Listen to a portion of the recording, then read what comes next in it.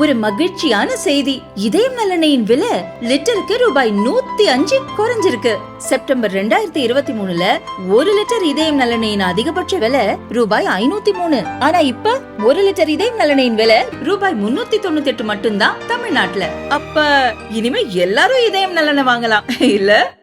जो हिंदू इंडोमेंट्स हैं या जो सिख इंडोमेंट है, they are getting same provision, same protection. What protection is given to the Waqf properties. तो आप अगर हमारे यहाँ तब्दीली कर रहे हैं तो क्या आप ये कहना चाहते हैं कि आप हिंदू इंडोमेंट के अंदर भी तब्दीली करेंगे?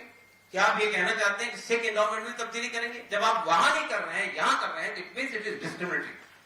तीसरी बात ये कि ये लिमिटेशन का जो कानून है, लिमिटेशन का कानून ये कि किसी प्रॉपर्टी पे कहीं आपने 12 साल तक कब्जा किसी ने कर रखा है, तो वो प्रॉपर्टी को अगर आपने चैलेंज नहीं किया तो वो प्रॉपर्टी जिसने कब्जा किया उसकी हो जाएगी.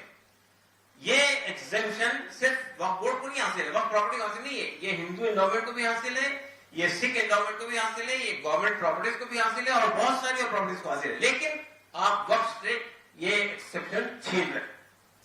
तो हम ये कहना चाहते हैं कि पार्लियामेंट में जो तमाशा बीजेपी आज कर रही है पेश करके, ये हमारे साथ, हमारे हकूक के साथ, मुसलमानों के हकूक के साथ खिलवाड़ है. ये कम्युनली मोटिवेटेड है. एक कम्युनिटी को मार्जिनलाइज करने की कोशिश है. एक कम्युनिटी से उसकी इबादत गाहें, मस्जिदें, ईदगाहें, कब्रिस्तान, वक्फ के और इदारे ये छीनने की कोशिश है और हम इसको बर्दाश्त नहीं करेंगे. हम ये आह्वान करते हैं आपके सामने कि अगर ये बिल मंजूर हुआ, खुदा न खास्ता, हमारा ख्याल है कि हो सकता है कि good sense will prevail and the alliance, at least alliance will not cooperate with BJP's communal agenda if they want to secure their secular position. तो लेकिन अगर इसके बावजूद भी, in spite of all our objections, if this bill is pass in the parliament, then we make it clear that we will not sit idle. हम जो है देशव्यापी अभियान छेड़ेंगे पूरे देश में.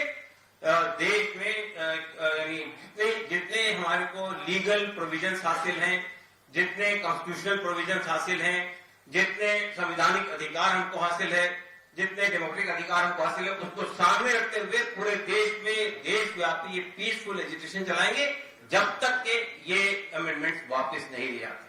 तो हम समझते हैं कि आज पार्लियामेंट में हम ये फिर से एक बार अपील करते हैं आपके माध्यम से तमाम मेंबरान पार्लियामेंट से, तमाम पॉलिटिकल पार्टी से, उन सब लोगों से जो सेकुलर पार्टी होने का दावा करती है कि वो इस कंट्रोवर्शियल, कम्युनली मोटिवेटेड, डिस्क्रिमिनेटरी और to marginalize Muslim community, they will not support this bill.